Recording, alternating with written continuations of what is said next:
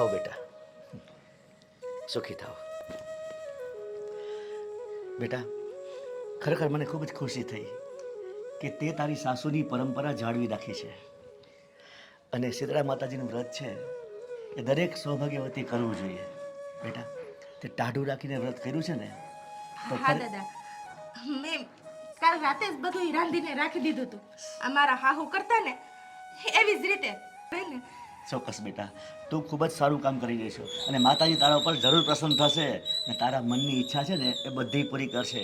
બેટા, તારે સંતાન સુખ નથી ને તો માતાજી તને જરૂર સંતાન સુખ આપશે.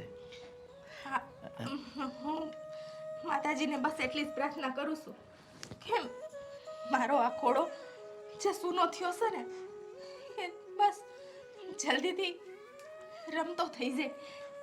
અને મને પૂરી શ્રદ્ધા છે મને માતાજી ઉપર કે એક ના એક દી એ મારી પ્રાર્થના જરૂરથી સાંભળશે. હા, એટલે જ હું માતાજીની પૂજા કરવા આવી છું. ચોક્કસ બેટા. તમે મને પૂજાની વિધિ સમજાવો ને. હાલ બેટા,